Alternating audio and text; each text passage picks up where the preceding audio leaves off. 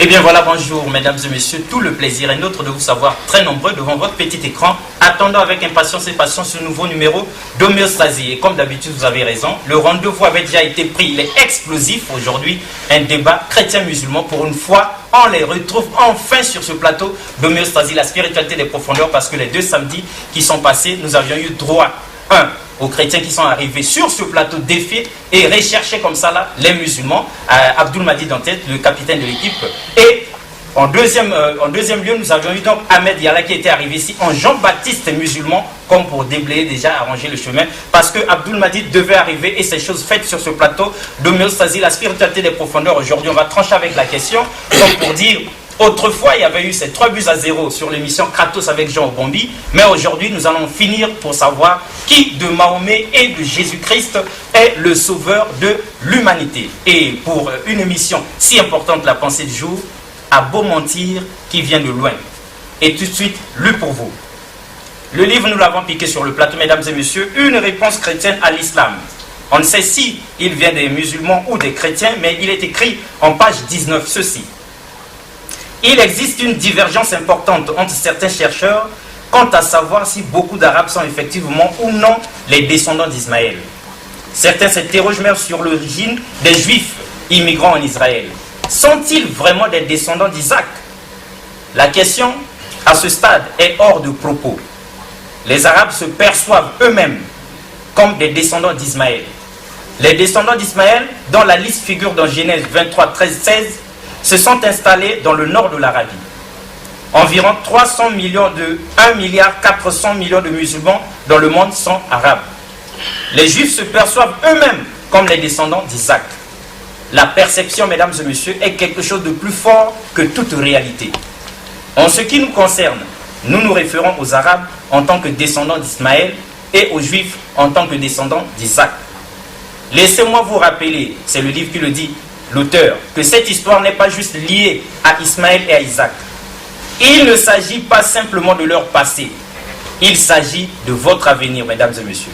Plus particulièrement, ce n'est pas seulement leur histoire, c'est votre histoire. Chers invités, bonjour. Bonjour. Bonjour. Alors, sur ce plateau, le décor est planté, ça se voit à vue d'œil. Là-bas, les chrétiens, ici les musulmans. Abdul Majid, bonjour. Bonjour. C'est l'homme le plus recherché sur le plateau d'Homéostasie. Que Dieu soit loué. Abdul Majid, vous faisiez entre-temps le tour du monde, c'est célèbre, vous êtes le plus grand des débatteurs musulmans, on est au courant.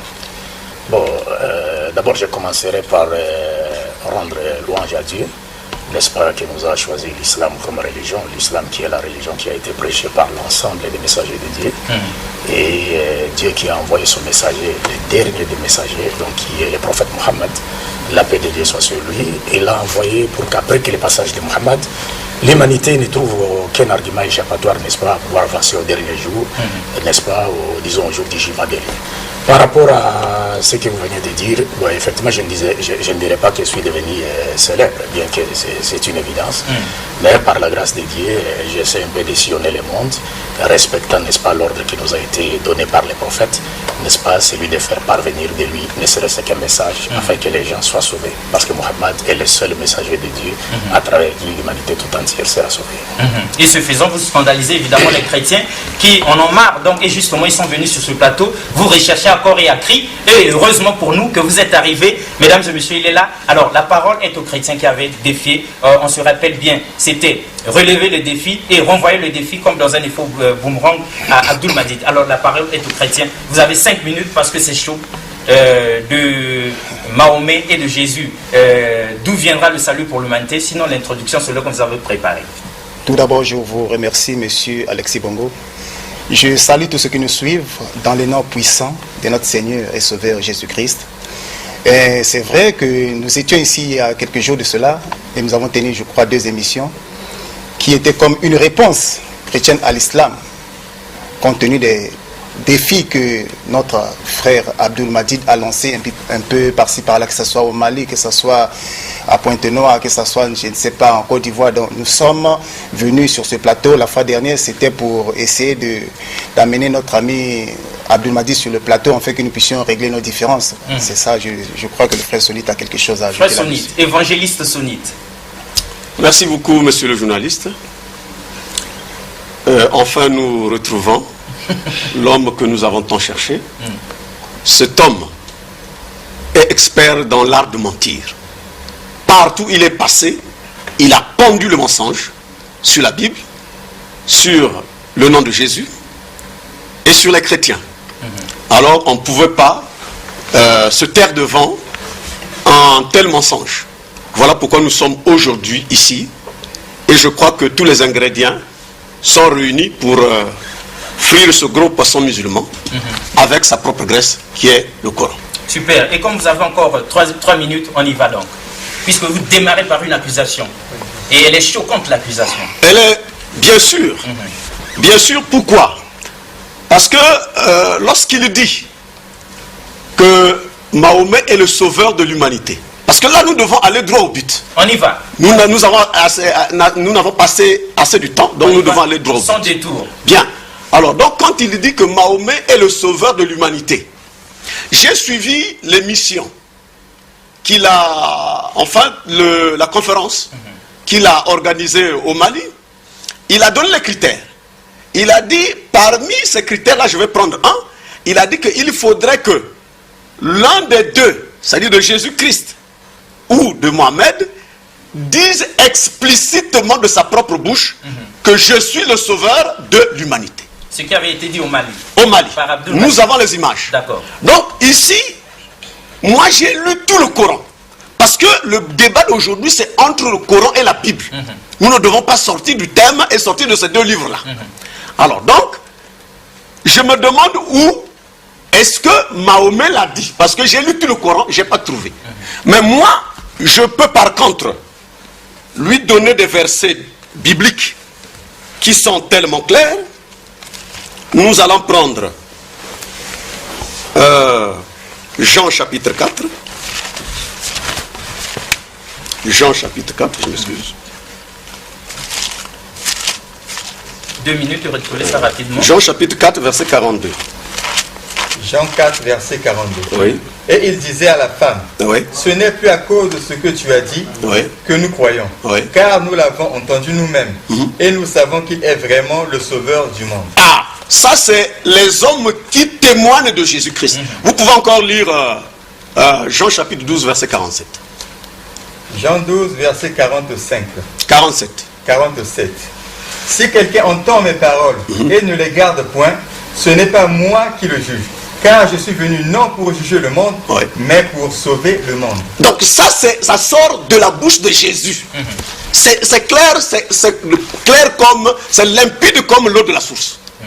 Mais dans le Coran, on ne trouvera aucun verset coranique où Mahomet déclare que je suis le sauveur de l'humanité. Ça c'est le premier point. Il vous reste 1 minute. Le deuxième point, c'est que le monde est en proie au péché, monsieur le journaliste. Donc l'homme qui vient sauver, le sauveur de l'humanité, doit être sans péché. Parce que le monde est en proie au péché. L'homme de la même condition que ceux qui ont le péché ne peut pas venir les sauver du péché. C'est impossible. C'est impossible. Alors, Mahomet, c'est un pécheur comme nous pouvons le lire dans le Coran, chapitre 48, verset 2. Rapidement, parce que la minute va s'épuiser là. Coran 48, verset 2. Verset 2. Afin qu'Allah te pardonne tes péchés, passés et futurs. Ouais. Qu'il parachève sur toi son bienfait et te guide sur une voie droite. Nous avons plein de versets comme ça, oui. Mais à cause du temps, on ne peut Voilà, pas citer tous les versets. Que, mais je peux ajouter un verset, s'il vous plaît, à cause de Jésus, qui concerne Jésus dans le Coran. Rapidement, Surat 19, 19. Oui. Coran chapitre 19, verset 19. Ah d'accord. Coran 19, verset 19. Vous auriez dû sélectionner ça. Il dit, je suis en fait un messager de ton Seigneur pour te faire don d'un fils pur. Il s'agit de Jésus-Christ. Il est pur, c'est l'homme idéal, c'est l'homme sans péché pour venir sauver les pécheurs. Moi, Mahomet ne peut pas me sauver. Même Abdul m'a dit, Mahomet ne peut pas me sauver parce que c'est un pécheur. Parce qu'il est un pécheur. Il est de la même condition que son prophète. Super. Alors, voilà. La réplique. C'est combien de minutes de plus? 6 minutes. C'est pas 7. Ça fait 10.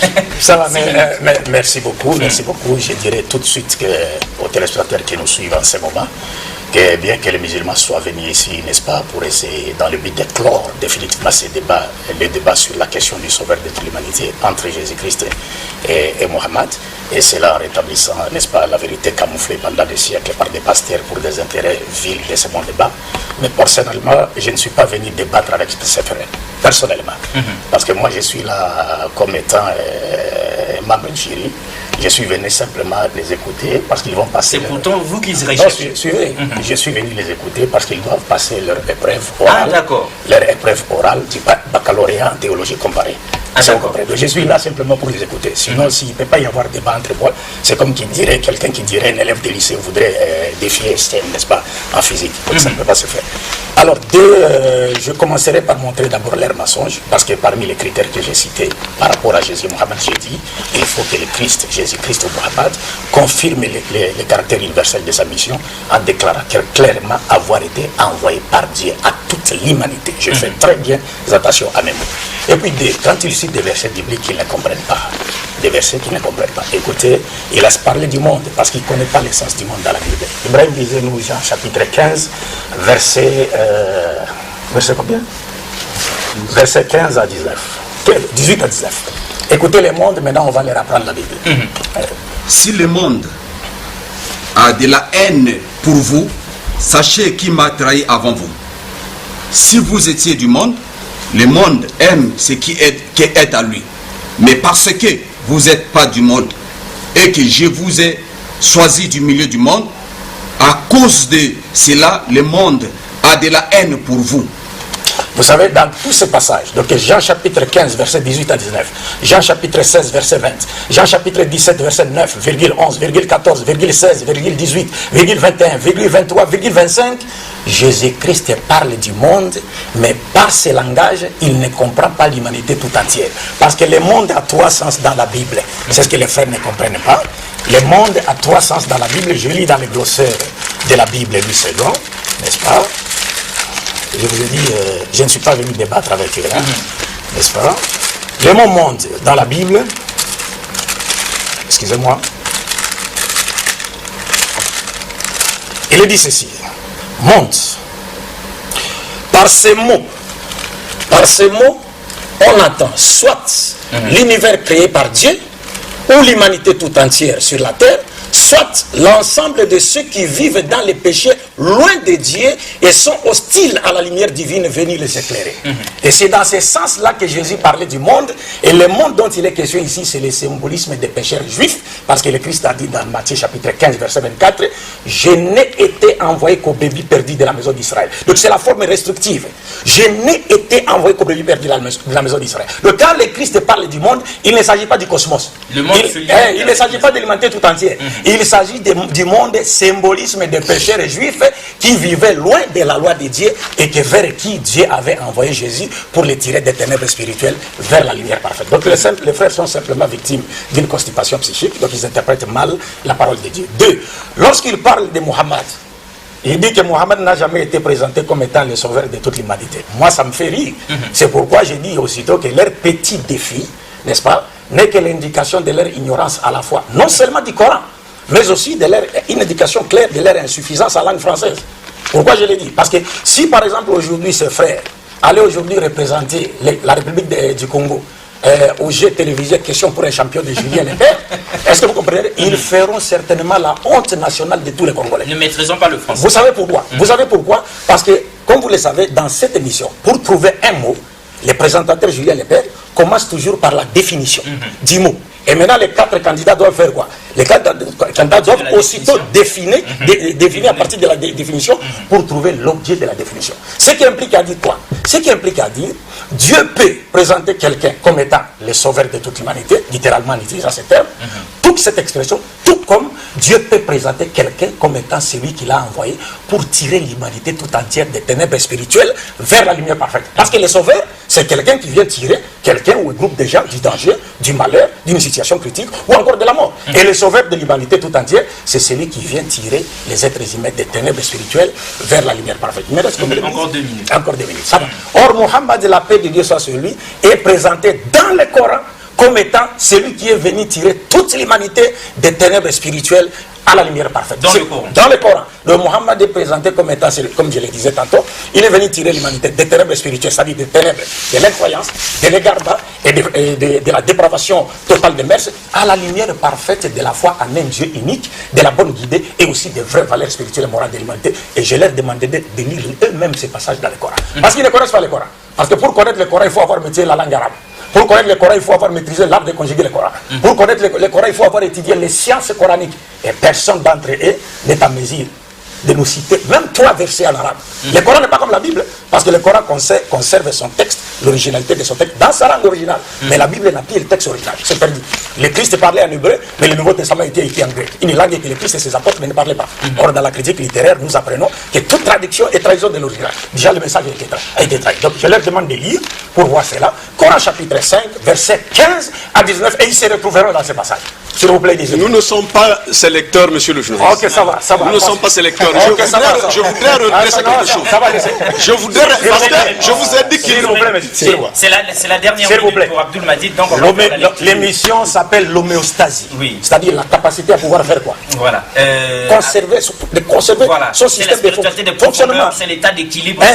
État d'équilibre. Donc si vous commencez déjà à vous agiter quand on veut les médecins viennent donner la piqûre pour vous sauver, ça sera un malheur. En tout cas, lisez le Coran. Chapitre 5, versets 15 à 19. Ô gens du livre, notre messager Mohammed vous est venu, vous exposant beaucoup de ce que vous cachez du livre, chrétiens juifs, et passant sur bien d'autres choses, une lumière Mohammed et un livre explicite, vous est certes venu d'Allah. Par ceci le Coran, Allah guide au chemin du salut ceux qui cherchent son agrément. Et il les fait sortir des ténèbres à la lumière par sa grâce. Il les guide vers un chemin droit. Certes, sont mécréants ceux qui disent Allah c'est le Messie fils de Marie. Dis au Mohammed, qui donc détient quelque chose d'Allah pour l'empêcher s'il voulait faire périr le Messie fils de Marie, ainsi que sa mère et tous ceux qui sont sur la terre. Allah seul appartient la royauté des cieux et de la terre et tout ce qui se trouve entre les deux. Il crée ce qu'il veut et Allah est omnipotent. Donc vous pouvez également prendre... d'une minute déjà, oui. Donc vous pouvez également prendre la sourate 14 verset 1, la sourate 33 verset 45 à 48 et la sourate 65 verset 11 où Dieu présente Mohammed comme étant celui qu'il a envoyé pour tirer toute l'humanité des ténèbres spirituelles à la lumière parfaite. C'est pourquoi dans ces passages, Dieu s'adresse aux gens du livre. Parce qu'un de leurs avait dit dans son ignorance du Coran que Abdul Majid a dit que le mot chrétien n'existait pas dans les textes originaux. Mais le mot chrétien n'existe pas dans les textes originaux du Coran. Le mot qui est utilisé dans le Coran pour parler des chrétiens, c'est les gens du livre Ahlul Kitab et Naswara. Le mot chrétien n'existe pas. Parce que Jésus même ne connaît pas le mot chrétien. Est-ce que vous comprenez cela? Alors Dieu utilise cela et Mohammed, Dieu confirme le caractère universel du prophète Mohammed. Dans la sourate 21, 20e sourate, verset 107, il dit: ô Mohammed, nous t'avons envoyé comme miséricorde pour tout l'univers. C'est pas le monde. Il a cité, il dit le monde, d'autres il n'a pas compris. Il dit tout l'univers. Le monde en arabe c'est alam. L'univers c'est alamin. Donc plusieurs mondes. Tout l'univers. Et dans ces passages du Coran que nous avons lus, Dieu dit il envoie Mohammed pour tirer les gens du livre, chrétiens juifs, des ténèbres spirituelles à la lumière parfaite. Super. Donc vous avez une prolongation de 2 minutes. 7 minutes pour vous. Monsieur Alexis Bongo, ça fait pitié. Ça fait pitié, je regrette parce qu'il fallait que j'aille un face-à-face avec ce monsieur. Mais je ne regrette rien. Je sais une chose. Moi, j'ai donné des prophéties justes. Ça va s'accomplir. Ça, je sais. Il y aura un face-à-face. Je le crois de tout mon cœur. Ce que nous sommes en train de faire ici va ouvrir une voie. Il dit des mensonges. Il n'y a aucun verset coranique. Il me cite la sourate chapitre 21, verset 107. Mais cette sourate-là, 21 verset 107 dit quoi? Nous t'avons envoyé à l'univers comme miséricorde. Et cela est dit de tous les prophètes dans le Coran qui sont envoyés à titre de miséricorde. Il ne lit pas son livre.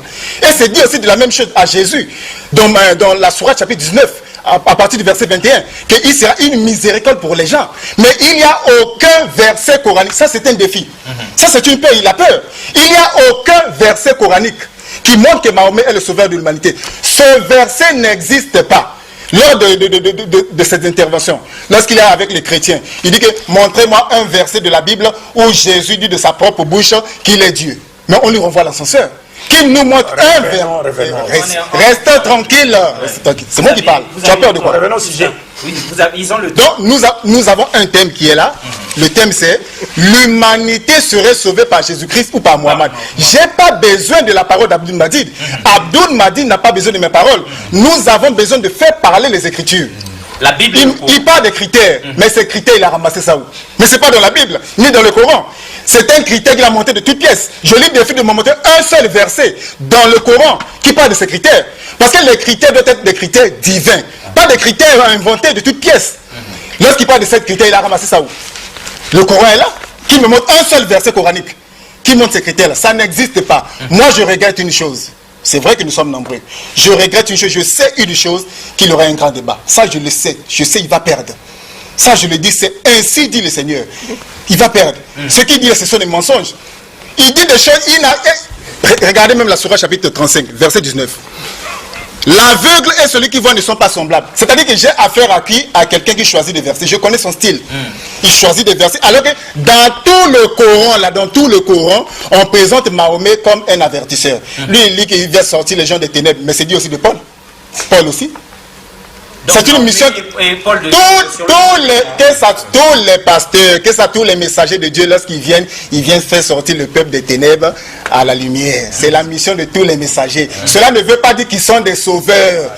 Voyez-vous? Donc, dans le Coran, moi je lui défie, il est là, qu'il me montre un seul verset. S'il me montre ça, moi je me convertis aujourd'hui. Je deviens musulman. Ce verset n'existe pas. Lors de ces conférences, il utilise la sourate chapitre 34, verset 28. Là où il est dit que nous t'avons envoyé à l'univers comme avertisseur et annonciateur. Ce verset ne dit pas que Mahomet est envoyé comme sauveur. Donc nous avons affaire à quelqu'un qui cherche à jouer. Il se dit que non, mais j'ai pas de débat avec...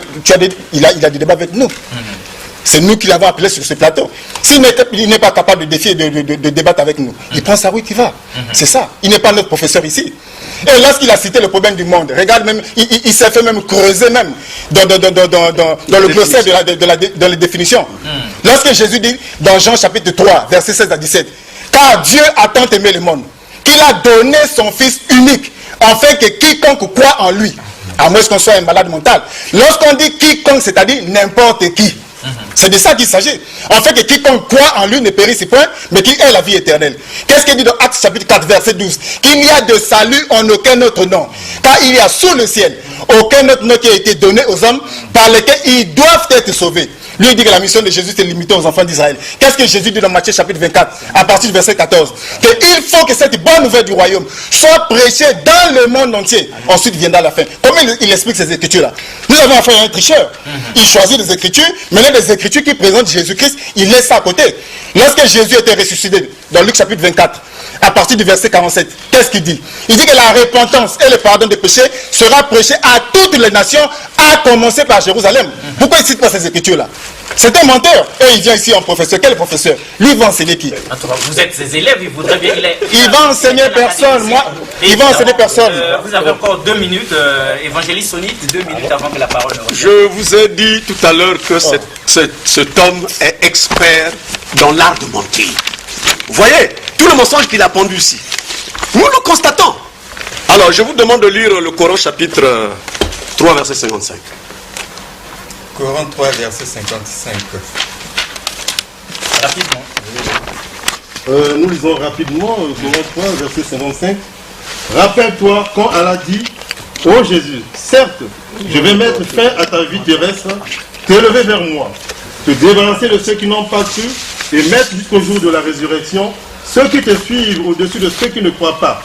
Puis c'est vers moi que sera votre retour et je jugerai entre vous ce sur quoi vous vous opposiez. Ah, vous avez écouté? Jusqu'à la résurrection. Le Coran dit que ceux qui suivent Jésus-Christ jusqu'à la résurrection, le mot jusque marque un espace de temps. C'est-à-dire que dès l'arrivée de Jésus-Christ, depuis sa mise en fonction, jusqu'à la résurrection, les gens, tout le monde entier doit suivre Jésus-Christ. Donc, et Abdul Madid, et Abdul Malik, et Youssouf Ngolo, tout ce monde-là, le Coran, c'est dans le propre livre qui dit que vous devez suivre Jésus. Donc, quand quelqu'un nie ça, vraiment, je ne sais pas comment le qualifier. Donc, il va en dehors de son propre livre. Donc, les vérités sont classées. Alors, je voudrais dire ceci. Quand M. Abdul Madid dit que je viens les écouter, nous avons lancé un défi. Il n'a pas écouté, mais on ne lui a pas dit. Il ne peut pas venir nous écouter. Nous avons lancé un défi contre lui parce que c'est lui qui l'a cherché.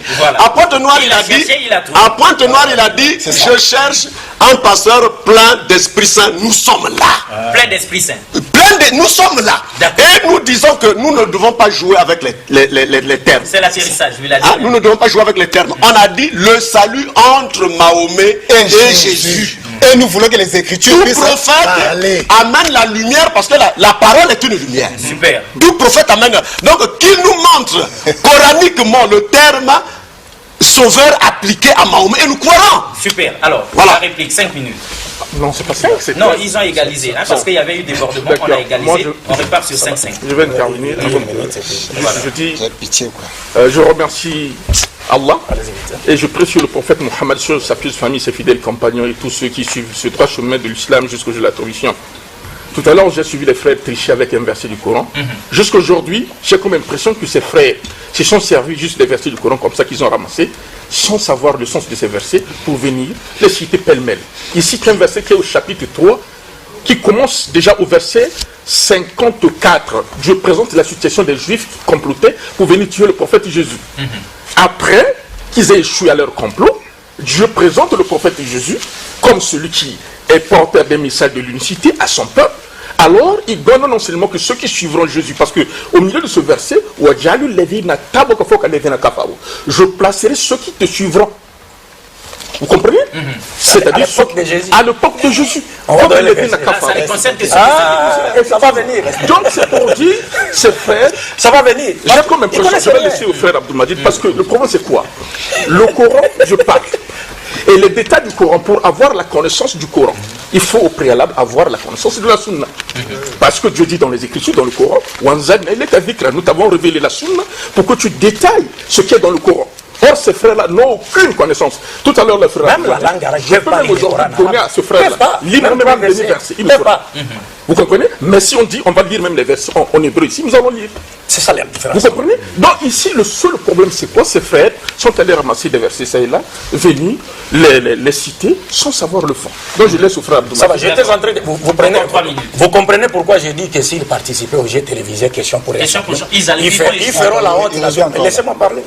Mais pour lui, vous êtes... Parlons selon les Écritures. Parlons selon les Écritures. Vous agitez pourquoi? Parlons selon les Écritures. Nous n'avons pas des exemples à nous faire perdre.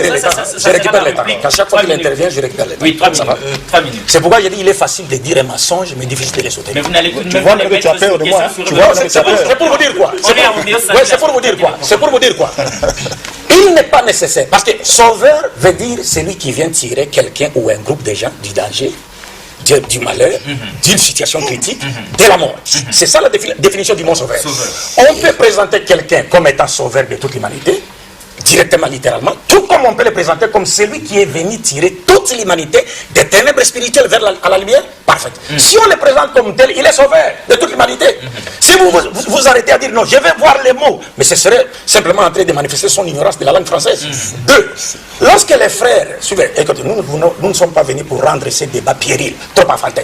Parce que j'ai fait les émissions Kratos, ça fait, vous avez commencé à vous préparer, je ne sais pas, depuis 2000 jusqu'à 2014, vous avec votre Saint-Esprit, vous avez été incapable de m'affronter juste après les débats des émissions Kratos. Donc c'est pas aujourd'hui que vous serez capable de m'affronter, parce que vous ne connaissez pas le Coran. Je peux vous mettre dans les prêts, lisez 3 versets seulement en arabe, pour qu'on sache que vous connaissez le Coran. Vous ne le ferez pas. 2. Les frères ils disent que bon voilà, il a parlé du monde. Mais je dis mon frère, vous savez, dans l'art de l'exégèse, lorsqu'un messager de Dieu dit je n'ai été envoyé qu'aux brebis perdues de la maison d'Israël, tous les autres versets doivent être interprétés à la lumière de ce passage. Et quand je lis le glossaire de la Bible, on nous dit dans la Bible, lorsque le mot monde est utilisé, il a 3 sens. Cosmos, humanité tout entière, et ceux qui vivent dans les péchés. Or, nous savons que Dieu, parlant de Jésus, a dit dans Matthieu 2,6, il élèvera un chef qui est donc Jésus pour sauver Israël, son peuple. Et le même Pierre qu'il a cité dans Acte 12. Mais lisez le contexte. Pierre est en train de s'adresser aux enfants d'Israël, il ne s'adresse pas à toute l'humanité. Il parle aux enfants, restituer les choses dans le contexte. Et c'est le même Pierre qui dira dans Acte des Apôtres chapitre 5 verset 31, il dit quoi? Dieu l'a élevé par sa droite comme prince et sauveur pour donner à Israël la repentance et le pardon du péché. Prince et sauveur pour Israël, c'est pas pour toute l'humanité. Acte des Apôtres chapitre 13 verset 23. Acte des Apôtres chapitre 13 verset 23. Verset 23. Oui. La Bible dit, avant sa venue, avant sa venue, Jean avait prêché le baptême de repentance à tout le peuple d'Israël. 23. Le peuple d'Israël. C'est de la postérité de David que Dieu a suscité. C'est de la postérité de David que Dieu a suscité Jésus-Christ. Regarde ici.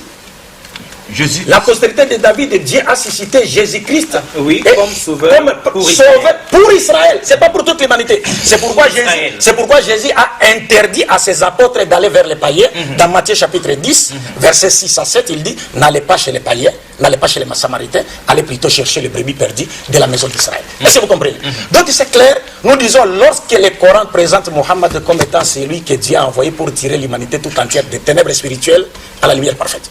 Mohammed lui-même déclare, de ce fait qu'il est le sauveur. Mohammed lui-même dit, contrairement aux messagers de Dieu qui m'ont précédé, j'ai été envoyé à la totalité des êtres humains et j'ai clos la prophétie. Après moi, il n'y a pas de prophète. Regardez ce qu'ils ont dit. Ils ont dit, vous avez parlé de Mohammed qui a été présenté comme miséricorde pour l'univers. Il dit, mais il y a des prophètes qui ont été présentés comme miséricorde. Mais laissez les choses dans leur contexte. Parce que vous ne verrez dans aucun verset du Coran où un prophète est présenté comme miséricorde, le mot Alamin, univers est suivi. Ça n'existe nulle part. Le mot n'est utilisé que dans les contes de Mohammed. C'est-à-dire c'est lui seul que Dieu a envoyé comme étant une miséricorde pour tout l'univers. Mais les autres, la venue d'un prophète, c'est une miséricorde de la part de Dieu. Mais jamais vous ne verrez, c'est un défi. Vous ne verrez dans aucun verset où Dieu présente un coranique dans lequel Dieu parlant d'un prophète, il dit que c'est une miséricorde. On dit pour l'Alamin, c'est-à-dire pour l'univers. Ça n'existe nulle part si ce n'est pour les contes de Mohammed. Et il est en train de tricher avec les versets du Coran. Voilà. Quand vous lisez Coran chapitre 34 verset 28, dans lequel Dieu dit clairement, parlant de Mohammed, ô Mohammed, nous t'avons envoyé à la totalité des hommes. Il dit Kafatalinas. Il ne saura même pas lire ça. Donc sans exception à toute l'humanité comme annonciateur et avertisseur. Je dis, mais je vous montre les versets bibliques. Mais c'est trop malheureux. Vous agitez pour moi. Je vous montre des versets bibliques. La parole est de ce côté. Je vous cite maintenant les versets bibliques. Tous les prophètes sont appelés avertisseurs. Tous les prophètes viennent pour avertir. Je vous donne des versets bibliques parce que vous ne comprenez pas. Tous les prophètes, Proverbes chapitre, d'abord les avertissements viennent de la part de Dieu, Proverbes chapitre 3 verset 11, 2 Rois chapitre 17 verset 13, 2 Chroniques chapitre 36 verset 15, Ézéchiel chapitre 3 verset 21, Ézéchiel chapitre 3 verset 7, tous les prophètes de Dieu ont été envoyés pour apporter une bonne nouvelle du paradis pour ceux qui obéiront Dieu à travers leur message et pour les avertir contre, les mettre en garde contre les châtiments de l'enfer, contre ceux qui ne croiront pas. C'est ce qu'ils ne comprennent pas. Ceux qui ne comprennent pas. Exact. Monsieur Alexis Bongo, nous voyons que la fois dernière, j'ai dit lors d'une émission que Abdul Madid est un spécialiste en mensonges. Regardez, il a lu plusieurs écritures. Moi, je ne refuse jamais les écritures lorsqu'il suis sur ce plateau. Même lorsqu'il lit Matthieu chapitre 15, verset 24, je ne refuse jamais une écriture. Ce que nous refusons, c'est la pensée que les gens introduisent dans cette écriture. Ça, nous refusons ça. Même dans le Coran, dans la sourate 62, à partir du verset 2, on présente ceci. C'est lui qui a envoyé à des gens sans livre. Le professeur Amidoula interprète les Arabes. Un messager des leurs qui leur récite ces livres, les purifie, les enseigne le livre de la sagesse, bien qu'ils étaient auparavant dans un égarement évident. Si on lit seulement ce verset par exemple, dans ce verset, il ne trouve pas son compte. Il ne se retrouve pas ici là. Parce que dans le contexte, si nous respectons le contexte nous dit que Muhammad est envoyé à qui? Aux gens sans livre. Maintenant, si nous lisons ce verset, on ne lit pas les autres écritures, on ne comprendra pas. C'est la même chose avec la Bible. Regardez même le mensonge. Regardez, il tombe ici, je le fais tomber ici là. Regardez dans Actes chapitre 13, à partir du verset 23, là où il s'arrête. C'est un menteur. Regardez. C'est de la postérité, Actes chapitre 13, verset 23. C'est de la postérité de David que Dieu, selon sa promesse, a suscité à Israël un sauveur qui est Jésus. Nous disons Amen, c'est l'écriture. Mais il est aussi écrit dans le même contexte que au verset 46, Paul et Silas, là il ne peut pas lire ça. Il ne peut pas lire parce que s'il lit ça, il comprendra que c'est un menteur. Paul et Silas, Paul et Barnabas leur dit avec assurance, c'est à vous premièrement que la parole de Dieu devait être annoncée, mais puisque vous la repoussez et que vous vous jugez vous-même indigne de la vie éternelle, voici nous nous tournons vers les païens. Verset 47, car ainsi nous l'a ordonné le Seigneur, j'étais établi pour être la lumière des nations, pour porter le salut jusqu'aux extrémités de la terre. Maintenant, Abdul Majid, comme c'est un tricheur, un spécialiste, il lit, il s'arrête au verset 23. C'est pour ça que j'avais dit une chose. Ça, je le dis ce soir. Un face à face avec lui, il ne pourra pas. Je le dis, il ne pourra pas. On est déjà dans un... Non, ça c'est pas encore... Ça c'est un avant-goût. C'est un avant-goût, monsieur Alexis. Je sais ce que je dis. Oui. C'est un avant-goût. C'est un tricheur. Moi, je n'ai jamais refusé une écriture sortant de la Bible. Je ne refuse jamais cela. Même si Jésus le dit, nous disons Amen, parce que c'est l'écriture. Même lorsqu'il lit Matthieu chapitre 1, verset 21, qui dit qu'elle enfantera un fils, on lui donnera le nom de Jésus, il sauvera son peuple au singulier. Nous disons Amen, parce que c'est l'écriture. Mais ce que nous refusons, c'est lorsqu'Abdul Majid pour sa pensée charnelle, il introduit dans un verset pour limiter la mission du Seigneur. Ça, nous refusons cela. Et il y a toute une pluie d'écritures. Lorsque j'ai cité par exemple Matthieu chapitre 24 à partir du verset 14, pourquoi il n'a pas contredit cette écriture? Là où Jésus dit, il faut que cette bonne nouvelle du royaume soit prêchée dans le monde entier. Une parole sortie de la bouche de Jésus. Il va expliquer ça comment? C'est simple. Il va dire que c'est allégorique. C'est pas simple, c'est difficile. Vous avez encore... C'est difficile. Mais ton tour, sois calme. Ton tour, tu auras ton tour. C'était 7 minutes. Le traitement que nous avons réservé à Abdul Majid est digne de son nom. Alors, je prends Luc chapitre 24, verset 44. Puisque lui, il dit que Jésus-Christ n'a été envoyé qu'aux brebis perdues de la maison d'Israël, ce qui est vrai, l'écriture est vraie, mais il a mal compris. Alors nous lisons Luc chapitre 24 verset 44 à 47. Je lis. Puis il leur dit, c'est là ce que je vous disais lorsque j'étais encore avec vous, qu'il fallait que s'accomplisse tout ce qui est écrit de moi dans la loi de Moïse, dans les psaumes et dans les prophètes. Prends le verset 47. Alors, il leur ouvrit l'esprit. Bon, je tombe directement au verset 47. Et que la repentance et le pardon des péchés seraient prêchés en son nom à toutes les nations, à commencer par Jérusalem. Donc la mission de Jésus devait commencer par Jérusalem. Elle devrait s'étendre aux nations. Monsieur le Mabou, bon, je vais prendre un verset du Coran. Prenez le Coran, chapitre 42, 7. Coran 42, verset 7. Et c'est ainsi que nous t'avons révélé un Coran arabe, afin que tu avertisses la mère des cités, entre parenthèses la Mecque, et ses alentours. Voilà. Supposons qu'on s'arrête à ce verset. Et que tu avertisses du jour du rassemblement. Donc, si on s'en tient à ce verset-là, donc Mahomet n'est pas avertisseur à l'humanité. Parce que son rôle s'arrête dans la Mecque et aux alentours de la Mecque. Vous pouvez encore reprendre le Coran chapitre 6, verset 92. La dernière minute, rapidement. Le Coran chapitre 6, verset 92. 6,92. Ça viendra. 6,92. Je dis, voici un livre, entre parenthèses, le Coran, béni que nous avons fait descendre, confirmant ce qui était déjà avant lui, afin que tu avertisses la mère des cités, entre parenthèses, la Mecque. Voilà. Et les gens tout autour. Donc la mission de Mahomet, se limite autour de la Mecque et aux alentours de cette ville-là. Dans la Mecque et aux alentours de la Mecque.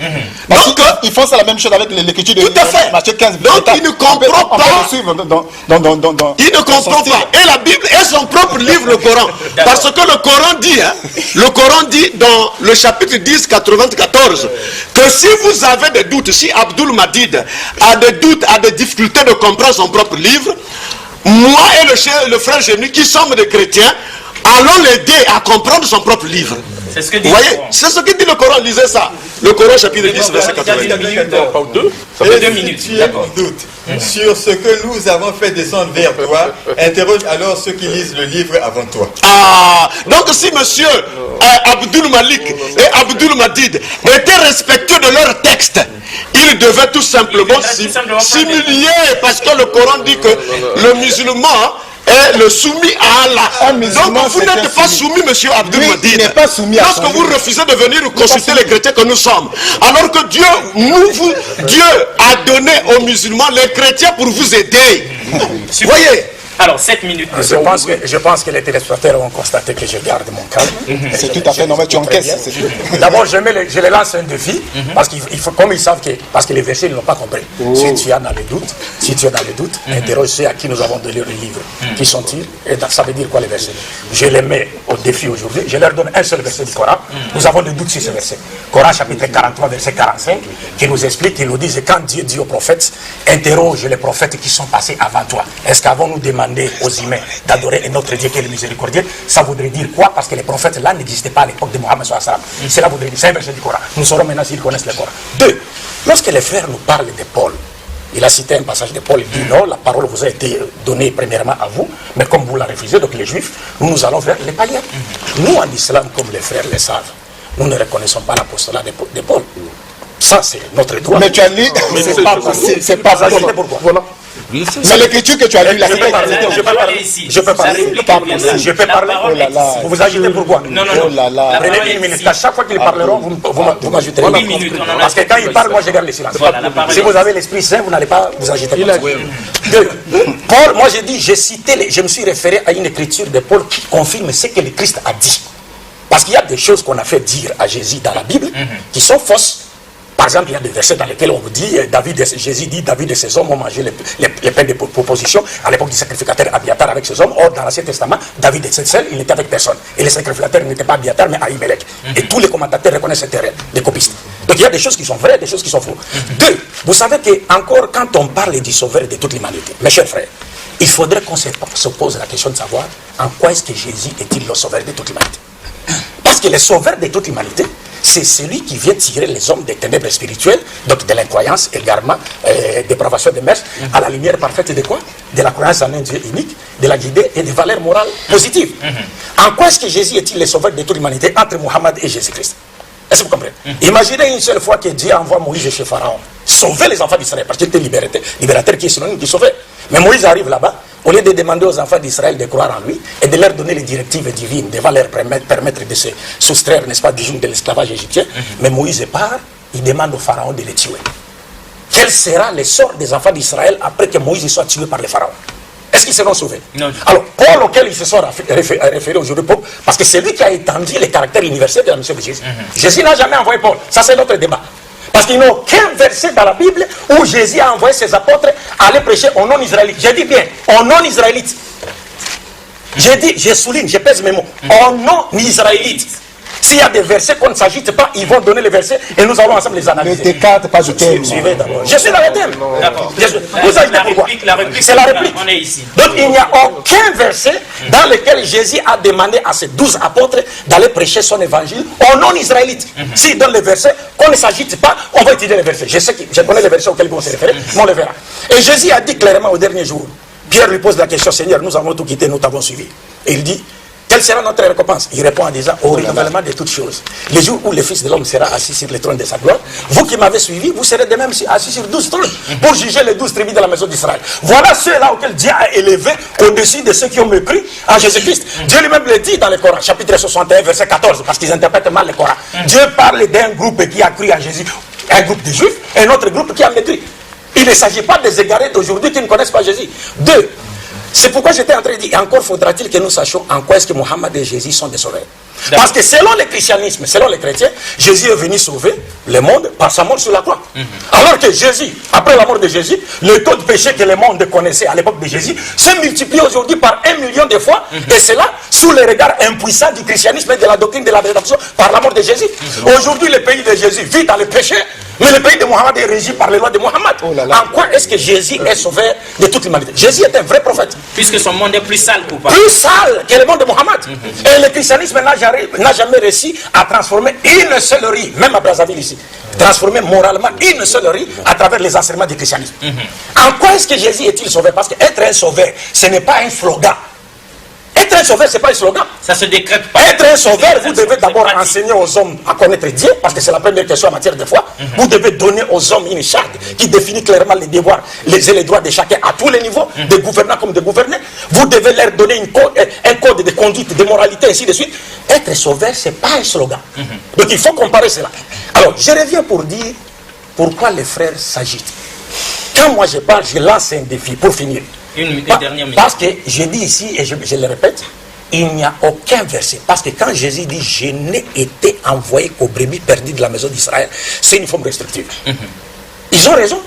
Mais quand vous donnez l'écriture pour étendre, n'est-ce pas, la mission de Jésus, il faut que cela soit en harmonie avec l'esprit du champ de la mission de Jésus.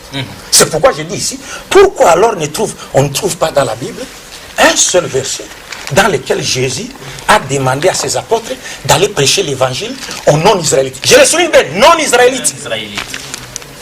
Pourquoi aucun apôtre de Jésus n'a prêché à un seul païen l'évangile sur ordre de Jésus? Pourquoi? Alors que Mohammed est venu, c'est le seul prophète de Dieu qui avait des disciples appartenant à d'autres nations que la sienne, parce que pour être le sauveur de l'humanité, comme je l'ai dit, ce n'est pas un slogan. Il faut qu'on prouve cela, que Jésus ou Mohammed prouve cela en ayant de son vivant dans son entourage des disciples qui appartiennent à d'autres nations. Mohammed les avait. Des Noirs, des Romains, des Perses, des Africains, mais Jésus n'en avait pas. Et aujourd'hui, s'il faut comparer, parce que la doctrine de la rédemption sur laquelle repose le christianisme, et les chrétiens disent par cette doctrine nous serons sauvés, cette doctrine le Christ ne l'a pas enseignée. Et c'est une doctrine d'origine satanique.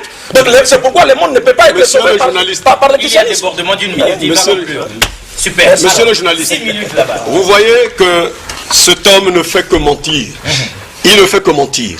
Il a dit, dans les images que j'ai, il a dit il faudrait que ce sauveur de l'humanité l'ait déclaré explicitement de sa propre bouche que je suis le sauveur de l'humanité. Que cela veut dire? Il faudrait que Mahomet l'ait dit dans le Coran. Voilà pourquoi nous lui lançons un défi ici. Ce n'est pas attendre demain. Il faudrait que Mahomet dans le Coran nous dise que je suis le sauveur de l'humanité dans le Coran, le sauveur.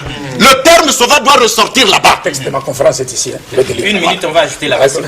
Continuez, vous allez voir. Et c'est le thème, c'est le thème d'aujourd'hui. Oui, c'est le thème d'aujourd'hui. C'est le thème d'aujourd'hui. Donc il est tout simplement incapable, avec son propre livre, de nous dire un seul verset où Mahomet a dit que je suis le sauveur de l'humanité.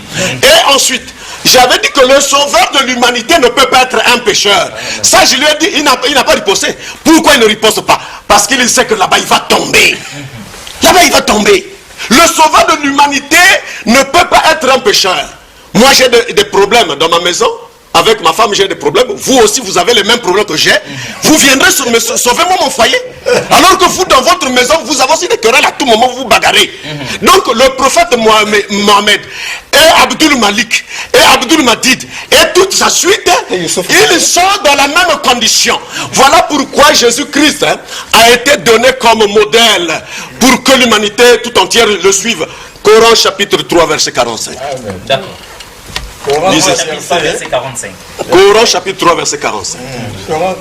Nous vous avions dit que venez faire école. Les cours sont gratuits, monsieur Abdul Madid. Les cours sont gratuits. Quand les anges dirent, oh Marie, voilà qu'Allah t'annonce une parole de sa part. Son nom sera Al-Messie, Issa, fils de Marie, ministre ici-bas. comme dans le décret. Ah, Jésus-Christ est le modèle parfait. Ici-bas, on n'a pas seulement dit en Israël. Hein. Il dit ici-bas, donc même en Arabie Saoudite, partout, au Mali. Donc ici-bas, il est le modèle parfait. Et dans l'au-delà, aucun prophète. C'est le Coran qui parle, nous avons lu. On ne sort pas du thème, monsieur. Alors, donc ne sortons pas du thème. Donc lui, il veut nous pécher la rédemption par le sang. Nous voulons vous voyez, donc c'est un homme, c'est un technicien du mensonge. Hein. Donc il dribble comme ça pour que nous le suivions. Nous te ramenons dans ton propre livre, monsieur. Donnons-nous une seule écriture où Mahomet dit clairement que je suis le sauveur de l'humanité. Mais Jésus-Christ l'a déclaré dans la Bible. Et nous avons donné les preuves dans le Coran. D'accord, mais vous avez encore... Monsieur Alexis Bongo, moi j'aimerais bien que nous puissions rester dans le cadre du thème. Oui, ramenez-nous dans le thème parce que... Moi je dis ceci.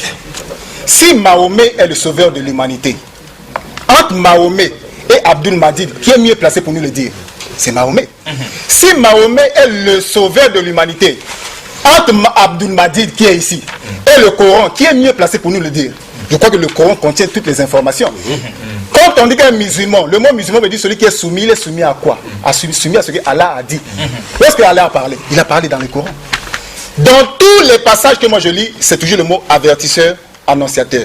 Avertisseur, annonciateur. Pour quel peuple? Il est dit sauveur. Pour quel peuple? Laisse-moi parler. Tu as peur de quoi? Tu as peur de moi?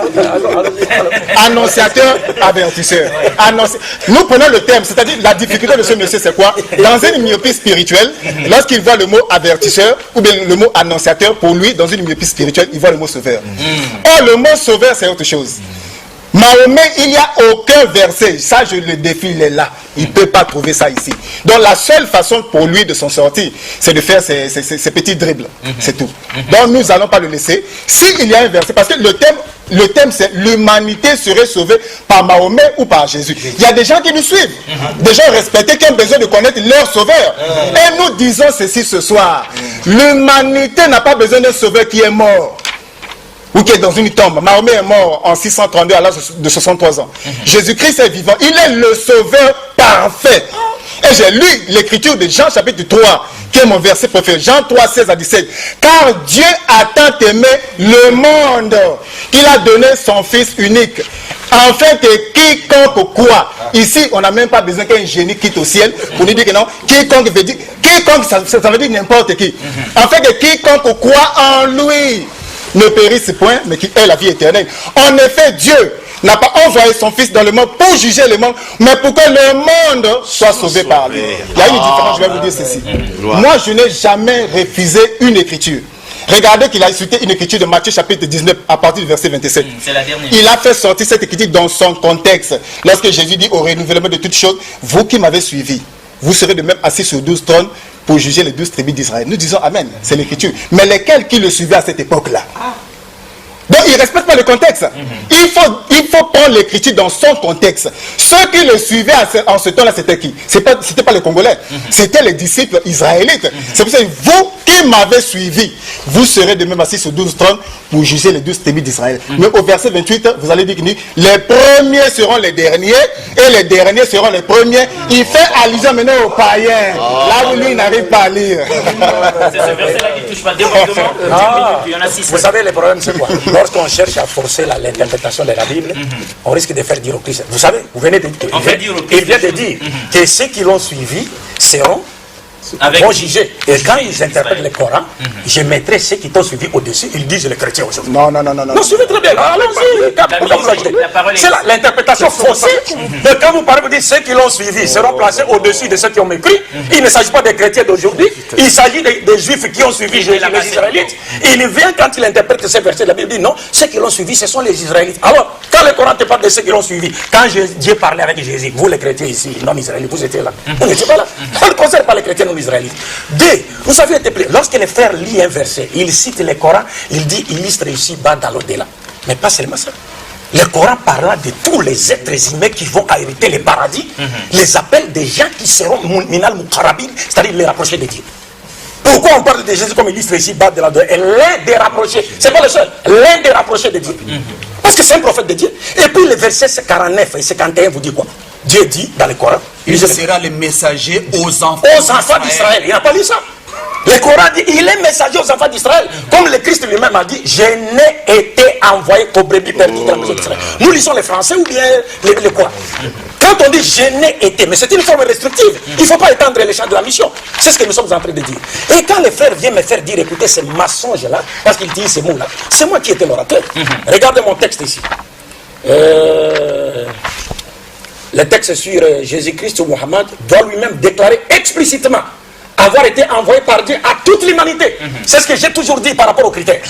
Doit lui-même déclarer explicitement avoir été envoyé par Dieu à toute l'humanité. Et ça, vous ne trouverez aucun verset de la Bible dans lequel Dieu dit il a envoyé Jésus alimenter tout entier, ou un verset de la Bible dans lequel Jésus dit j'ai été envoyé alimenter tout entier. Deux, il y a un autre problème. Regardez comme ça les gens sont en train de s'embrouiller. C'est pourquoi je vous ai parlé ici de l'émission Question pour un champion. Je vous ai dit que pour trouver les mots sauveurs, regardez-moi, quelqu'un il vous dit donnez-moi là où Mohammed est appelé sauveur de toute l'humanité. Mais qu'est-ce que signifie sauveur par définition? Oh là là. Non, qu'on définisse les mots. Qu'est-ce que signifie sauveur par définition? Un sauveur d'abord sur le plan horizontal, c'est-à-dire sur le plan temporel, c'est quelqu'un, les dictionnaires nous définissent un sauveur comme quelqu'un qui est une personne qui est venue tirer quelqu'un ou un groupe de gens du danger, du malheur, de la mort. C'est celui-là le sauveur. Mais sur le plan vertical maintenant, sur le plan spirituel, un sauveur de l'humanité, c'est celui qui est venu sauver les gens de péché, c'est-à-dire les tirer de l'état de péché dans lequel ils vivaient pour les amener à la lumière de Dieu, où ils retrouveront la valeur pour laquelle ils ont été créés. Or, Mohammed est présenté dans le Coran par Dieu lui-même comme étant celui que Dieu a envoyé pour tirer toute l'humanité des ténèbres spirituelles à la lumière parfaite. Lisez le Coran chapitre 7, versets 57 à 58. 58 même. C'est 157. Et 157. 158, vous prenez 158. Écoutez les paroles de Mohammed. Coran chapitre 7, verset 157 à 158. Écoutez la parole d'Allah. Ceux qui suivent le messager, le prophète illettré Mohammed, qu'ils trouvent écrit, mentionné chez eux dans la Torah et l'évangile, il leur ordonne les blâmades, il leur ordonne le marouf. Prenez le verset suivant directement pour ne pas perdre le temps. Dis au Mohammed, c'est Dieu qui ordonne à Mohammed de dire, ô homme, je suis pour vous tous les messagers d'Allah. Le terme utilisé en arabe c'est Ya ayyuhan nasu inni rasulullah ilaykum. Oh, quel mensonge. Vous savez, les Saint-Esprit avaient le pouvoir de parler en arabe à l'époque des apôtres. Il a permis aux apôtres de parler en arabe, une langue qu'ils ne parlaient pas. Mais ceux-là sont incapables de parler, même avec l'aide du Saint-Esprit. Ils ne peuvent pas nous lire le Coran en arabe. Même avec les... Ils ne peuvent pas. Ça c'est un défi. Ils peuvent pas. Parce qu'ils connaissent Le Coran est deux. Je vais donner un verset. Je vous en prie. Je peux utiliser. Tu n'as pas utiliser les Corans. Tu n'as pas de Coran. Non, bon, lisez. Mais comment tu veux faire un défi alors que tu n'as même pas un défi? Ça voudrait dire que les gens Ça, c'est grave, ça. Comment ils peuvent faire tu peux venir faire un défi, tu n'as même pas un défi? S'il vous plaît. Si vraiment nous sommes venus pour chercher la vérité, si par exemple je disais aux frères, donnez, est-ce que je peux prendre votre Coran pour le lire? Où est le mal? Voilà. Parce que je voudrais donner le verset dans le Coran qu'ils mettent sur Pour le ne pas avoir un prétexte, prenez. Montrez-nous le terme sauveur là-bas où Mahomet présenté comme le c'est sauveur. pourquoi j'ai dit, c'est trop malheureux. C'est-à-dire, lorsque Explicitement. Vous avez dit que le sauveur doit le dire explicitement. vous agitez pourquoi? Je vous en Non, prie. aussi le blâmer. Qu'à chaque fois que je prends la parole, vous agitez pourquoi? Je vous en prie. Si tu nous fais des reproches, il faut aussi... Mais qu'à chaque fois que je prends la parole, vous vous agitez pourquoi? Quand vous parlez, moi je Qui garde. s'agite? Qui s'agite? Mais laissez-moi parler. Qui s'agite? Mais laissez-moi parler. Mais laissez-moi parler. Vas-y, trop, vas-y. On est ici pour la Coran chapitre 34, verset 28. C'est pourquoi j'ai dit. Tu vois que tu nous traites de sauvage. Ça, il faut retirer ça. Je ne vous ai pas trompé de sauvage. Non, je ne vous ai pas. Je ne vous ai pas traité. Vraiment, il faut retirer Je ça. ne vous ai pas traité de sauvage. Frère Jérémie, J'ai dit qu'on ne peut pas se comporter comme des sauvages. J'ai compris moi-même. Et nous t'avons envoyé en tant qu'annonciateur et avertisseur pour toute l'humanité. Annonciateur. Mais la plupart Qu'est-ce des que gens signifie ne savent être annonciateur? vous aurez à répondre. C'est cela l'ignorance des frères. Qu'est-ce que signifie être annonciateur? Même Jésus est venu annoncer la bonne nouvelle. Tous les prophètes sont des annonciateurs et avertisseurs. Qu'est-ce que signifie être annonciateur et avertisseur? C'est cela le problème. Parce que le problème des frères, c'est les concepts définitionnels. Vous savez, comme je venais de le dire tantôt, on peut présenter quelqu'un, n'est-ce pas? Si on disait de quelqu'un que c'est un sauveur, on n'a pas menti. Et si on disait de quelqu'un qu'il est venu nous tirer du malheur, on n'a pas menti, c'est un sauveur. Un sauveur, c'est celui qui tire quelqu'un du malheur, qui tire quelqu'un du danger. Maintenant, Mohammed est présenté dans le Coran comme étant celui qui a été envoyé pour tirer toute l'humanité des ténèbres spirituelles à la lumière parfaite. Et dans ce verset qui est clair, parce que vous ne trouverez pas un seul verset comme celui-ci dans la Bible.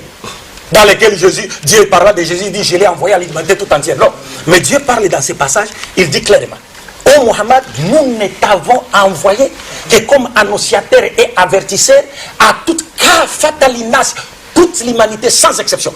Mais la plupart des gens ne le savent pas, y compris ses frères. Mais ils sont dans le panier des gens qui ne savent pas. La plupart des gens ne savent pas. Ils s'arrêtent à dire annonciateur, avertisseur. Mais qu'est-ce que signifie annonciateur et avertisseur? Ils ne peuvent rien dire. Parce que tous les prophètes sont appelés dans la Bible des avertisseurs. Tous les prophètes de Dieu, ils sont venus annoncer. Lorsqu'on termine, mon frère. Débordement de 2 minutes. Oui. C'était plus que clair. Et nous avons dit ici que si on mettait Jésus-Christ et Mohammed devant nous à travers leurs paroles, vous ne trouverez aucun verset dans lequel Jésus dit j'ai été envoyé à la totalité des hommes. Allez, mettez tout entier. Mais Mohammed lui-même expliquait encore ces versets du Saint-Coran. Parce que dans leur fuite en avant, quand ils cherchent à séparer le Coran et la Sourate, c'est là où on va démontrer leur ignorance du Coran. Le prophète Mohammed dit clairement ceci. Moi, Mohammed, contrairement aux prophètes de Dieu qui m'ont précédé, j'ai été envoyé à la totalité des êtres humains. Et après moi, il n'y a pas de prophète. Et il ajoute en disant ceci.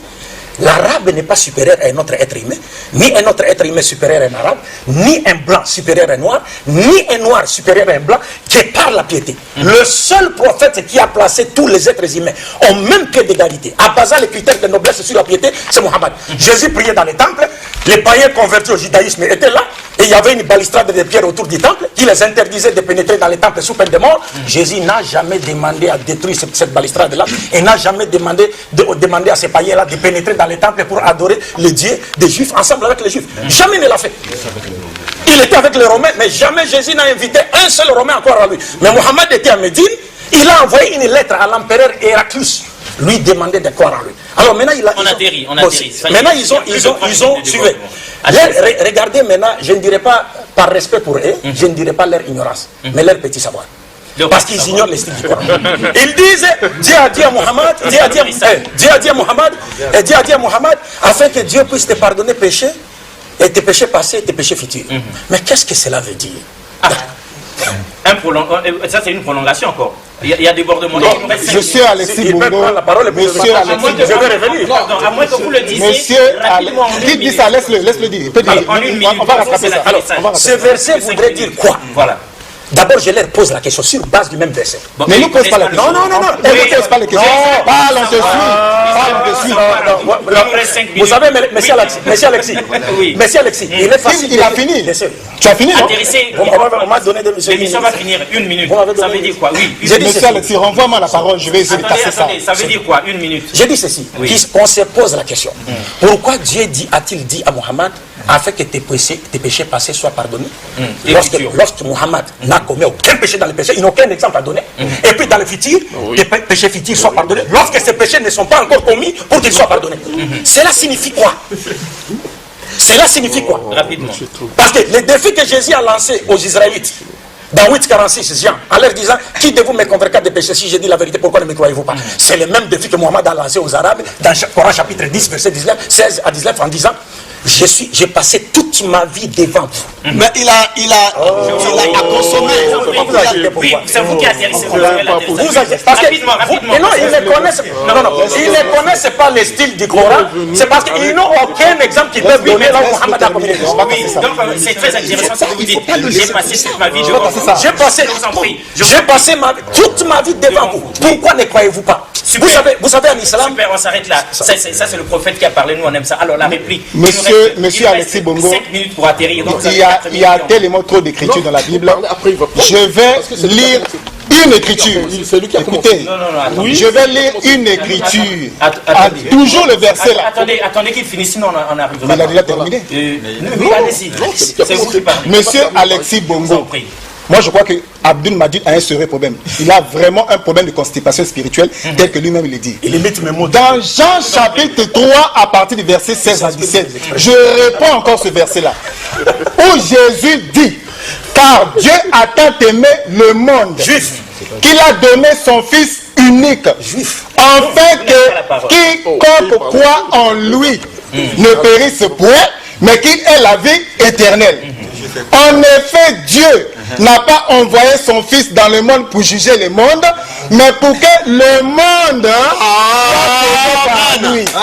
Ça, c'est une parole sortie de la bouche de Jésus. C'est-à-dire quoi? C'est-à-dire chaque matin où nous allons nous réveiller, même lorsque Abdul Majid essaie de contredire cela, chaque matin, lorsque nous allons nous réveiller, nous verrons toujours cette écriture-là. C'est-à-dire quoi? C'est-à-dire son ignorance, ses difficultés va l'arrêter, mais ça ne peut pas arrêter cette écriture-là. Cette écriture est vraie.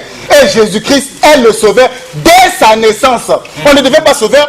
Il nous parle des critères. Les critères, là, vous savez, là où il a eu ça dans un forum.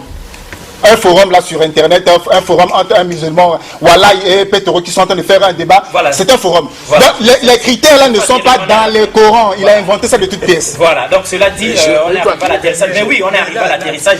Je crois que mesdames et messieurs, on va conclure. On va conclure parce que on risque d'ouvrir encore une brèche. Une minute seulement pour vous. Non. On risque d'ouvrir une brèche pour rien. Bon, nous avons suivi qui de Mahomet et de Jésus est le sauveur. En tout cas, ils ont été à la hauteur des uns des autres. Il y a eu de la constipation spirituelle dans l'air. On le sait, c'est de la part des musulmans ou des chrétiens, mais vous avez été attentif et vous avez pu donc tirer la quintessence même des messages qui ont été délivrés dans la Bible et le Coran. Et la pensée à beau mentir, je vous en prie, à beau mentir, qui vient de loin. Et donc nous aurons une suite évidemment si Dieu le permet, si jamais Allah est d'accord. Ce n'est que partie dans une salle, une grande salle. Dans une grande salle. Ce serait bien donc dans une salle, c'est là où je vais te faire rire. Je te le dis. Sois calme. Je te le dis. Moi, je te le dis. Je vous en prie. Vous ne me connaissez. Moi, je te le dis. Je vous en prie. On est arrivé à la fin de cette émission. Tu vois, ce sec, moi, j'ai annoncé ça. Je te le dis. Sois calme. Je vous en prie. C'est bien qu'on ait comme ça décidé de prolonger la chose dans une grande conférence, dans une salle. Et là, il y aura tout le monde qui nous regarde de l'autre côté. Il a été incapable de donner un seul verset. Incapable. Il est tellement qui vient de loin. Vous étiez quatre, vous étiez avec le Saint-Esprit. Merci beaucoup. Vous étiez quatre, vous étiez avec le Saint-Esprit.